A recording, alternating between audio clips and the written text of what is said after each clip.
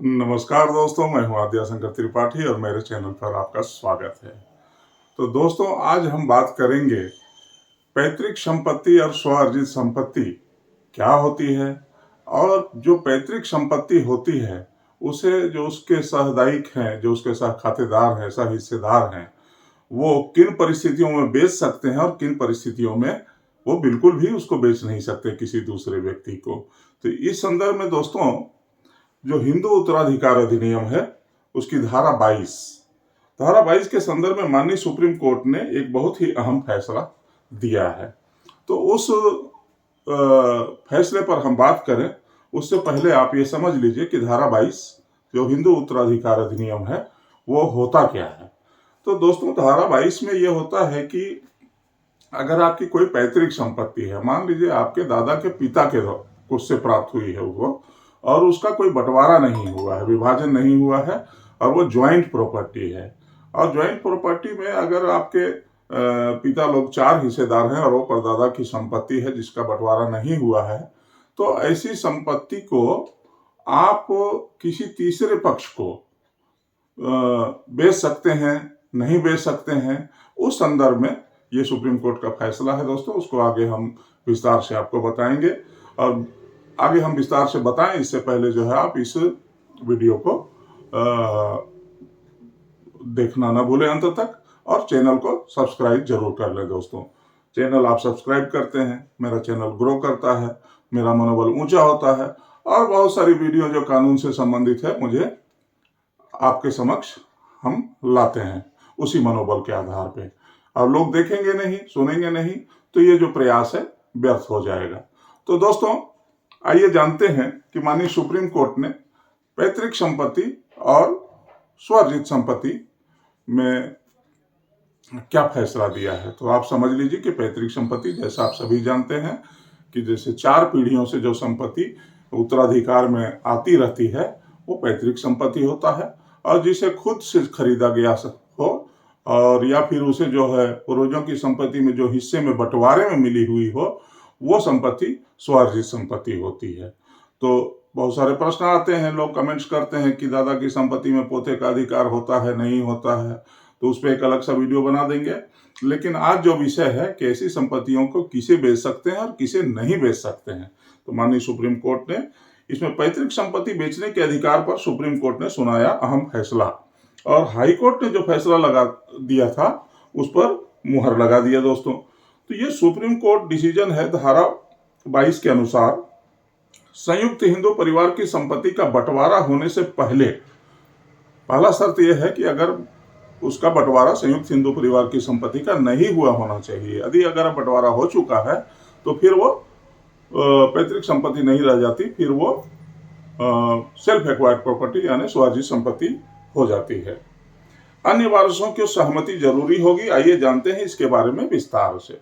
और अगर वो पैतृक संपत्ति है जिसका कि बंटवारा नहीं हुआ है और कोई एक हिस्सेदार, एक सहदायिक उस संपत्ति को बेचना चाहता है, तो बाकी के सहदायिक जो है, बाकी के जो हिस्सेदार हैं, उनकी सहमति लेनी बहुत ही आवश्यक है। और यदि आप सहमति नहीं लेते हैं तो बहुत सारे दिक्कत पैदा हो जाएगी, और क्या होगी उसको हम आगे विस्तार से आपको बताएंगे दोस्तों। ये जो मामला था जिसमें सुप्रीम कोर्ट ने फैसला दिया है दोस्तों, सुप्रीम कोर्ट ने हिमाचल हाई कोर्ट के फैसले को सही ठहराते हुए स्पष्ट किया कि हिंदू उत्तराधिकार अधिनियम की धारा 22 कृषि भूमि पर भी लागू होगी। ये व्यवस्था थी दोस्तों कि जो जैसे मकान हुआ करते थे, कोई दुकान हुआ, कोई आवासीय परिसर हुआ, जिसमें कि जो पैतृक संपत्ति एंसेस्ट्रल प्रॉपर्टी है, और उसमें सभी सामुदायिक है, एक हिस्से में कोई रह रहा है, एक हिस्से में कोई रह रहा है, 2 कमरों में कोई और रह रहा है, बड़ी हवेली है, बड़ी कोठी है, या बड़ा घर है, या बड़ा मकान है, जो भी है, परिसर है, आवासीय परिसर है, तो उसमें जो ज्वाइंट फैमिली के लोग रहते थे, तो अब उसमें यह कानून था कि भाई आप जो है किसी बाहरी व्यक्ति को जब उसमें का अपना हिस्सा कोई बेचोगे तो एक ज्वाइंट फैमिली है, फैमिली के बीच दूसरा या तीसरा व्यक्ति आ करके रहने लग जाएगा, आप बेच दोगे अपना हिस्सा तो दिक्कत होगी। तो ये कानून था उसमें कि जब भी कभी आप उसको बेचोगे तो आप अपने सह खातेदार, सहदायिक और जो आपके पार्टनर हैं, आप उन्हीं को बेचोगे। तो ये कानून उस पर लागू होता था। लेकिन इस कानून में जो है माननीय सुप्रीम कोर्ट ने ये व्यवस्था दी है कि न केवल आवासीय परिसर में, मकान में, दुकान में, अब जो है एग्रीकल्चर लैंड जो है कृषि भूमि में भी ये कानून लागू होगा और ये व्यवस्था धारा 22 में है, इसे स्पष्ट किया है और न्यायिक सिद्धांत के तौर पर इसे प्रतिपादित किया गया है। तो देखिए दोस्तों क्या प्रतिपादित किया गया है।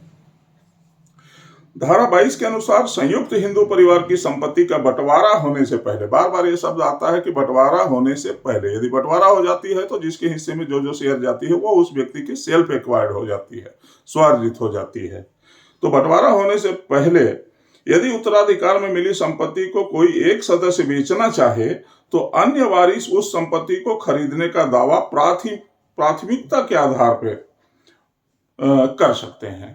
अगर आप जो है 5 हिस्सेदार हैं और उसमें से एक व्यक्ति जो है, आप वो 5 हिस्सेदार हैं, तो अब तो ये तो वहाँ आइडेंटिफाइड नहीं है कि वो 5 हिस्से में से कौन सा हिस्सा किसका है, सभी का बराबर है, उस कोने में भी हमारा है, इस कोने में भी हमारा है। अब कोई ये व्यक्ति कहे कि नहीं उस कोने में हम कब्जे में हैं तो वो हमारा है, तो ऐसा नहीं है। जब तक कि उसका बंटवारा नहीं हुआ है, A to Z सभी संपत्ति पर सभी सहखातेदारों का, यदि उसका बंटवारा नहीं हुआ है, वो पैतृक संपत्ति है, तो सभी का हिस्सा उस पर माना जाएगा। और यदि आप आपसी सहमति से किसी एक हिस्से को बेचना चाहते हैं तो बाकी के जो हिस्सेदार हैं उस पैतृक संपत्ति के, एंसेस्ट्रल प्रॉपर्टी के, उन हिस्सेदारों का, सहदायिकों का आपको सहमति लेना होगा, तभी आप किसी दूसरे को बेच सकते हैं। अगर उन हिस्सेदारों में से कोई एक व्यक्ति खरीदना चाहे, खुद खरीदना चाहे, तो उसे प्राथमिकता मिलेगी, आप दूसरे को नहीं बेच सकते। जब उसका एक सहखातेदार बोल रहा है कि जितने पैसे में आप उसको बेच रहे हो उतने पैसे में मैं खरीदार हूं, तो उस पैतृक संपत्ति को आप अपने परिवार के बीच के लोग जो सहखातेदार हैं, जो हिस्सेदार हैं, उन्हीं को बेच पाओगे। अगर वो असहमत है तो आप तीसरे व्यक्ति को नहीं बेच सकते, और बेचते हैं तो सहमति आवश्यक है। तो इस व्यवस्था से पहले कृषि भूमि को हिस्सेदार किसी अन्य खातेदार को दूसरे हिस्सेदार से बिना पूछे बेच सकता था। पहले जो है कृषि भूमि, एग्रीकल्चर लैंड को बेच सकता था दोस्तों। हाईकोर्ट की खंडपीठ ने स्पष्ट किया था कि हिंदू सक्सेशन एक्ट के प्रावधान कृषि भूमि से जुड़े विवादों पर भी लागू होंगे। कार्यवाहक मुख्य न्यायाधीश संजय करोल व न्यायाधीश धर्मचंद चौधरी की खंडपीठ ने 2 विरोधाभासी एकल पीठों के निर्णयों पर अपना रुख स्पष्ट करते हुए यह निर्णय सुनाया। 2008 में हाईकोर्ट की एकल पीठ ने फैसला सुनाया था कि हिंदू सक्सेशन एक्ट के प्रावधान कृषि भूमि की बिक्री पर लागू नहीं होते, 2008 में। और 2015 में पारित फैसले में दूसरी एकल पीठ ने यह निर्णय सुनाया, एक ही हाईकोर्ट ने 2008 में सुनाया कि भाई लागू नहीं होते, और 2015 में सुनाया कि हिंदू सक्सेशन एक्ट प्रावधान कृषि भूमि की बिक्री पर लागू होते हैं। तो इसके बाद जो है विकट स्थिति पैदा हो गई, कॉन्ट्राडिक्टरी स्थिति पैदा हो गई और विरोधाभासी स्थिति पैदा हो गई।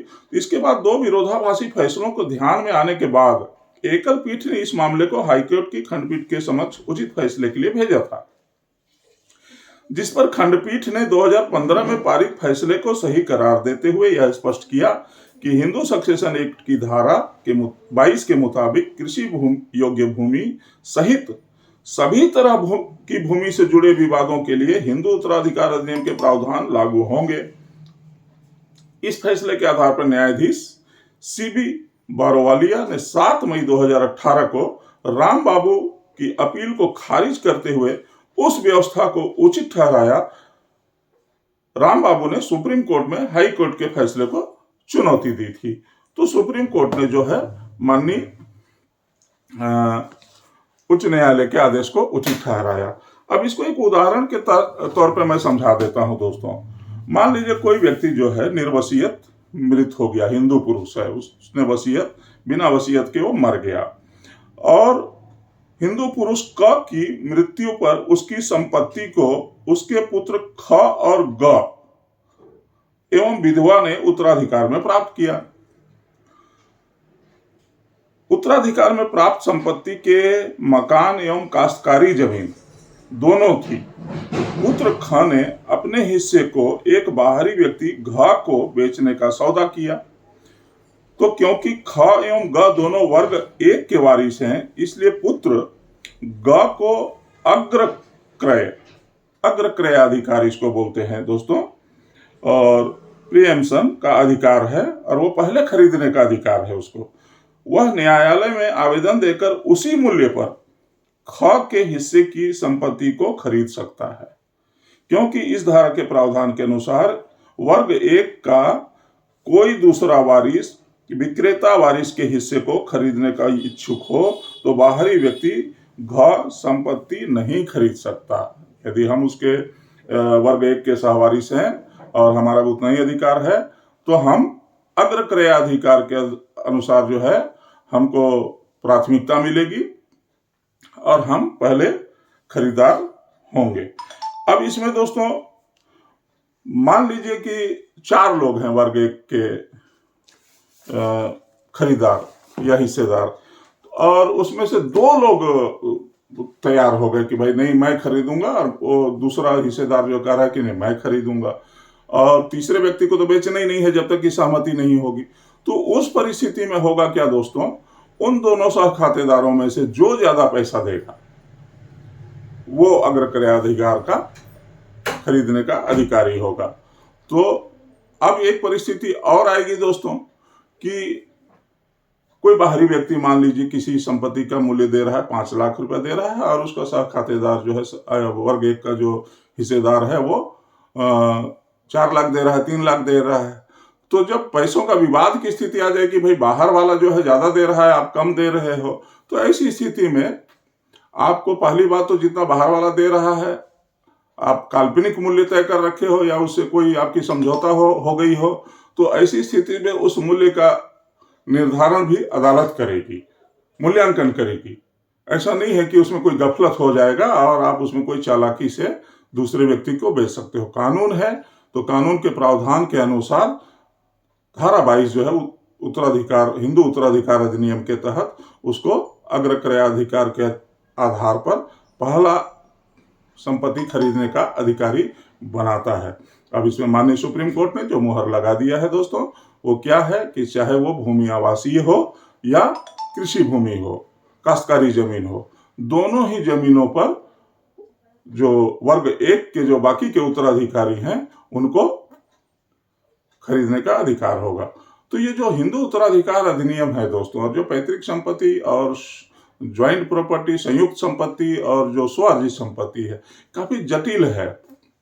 और हमारे देश में इस समय में इसको लेकर के बहुत सारे विवाद होते रहते हैं, और जो मैं समझता हूं कि 50% केस जो है ऐसे ही मुकदमों से अदालतों में भरी हुई हैं।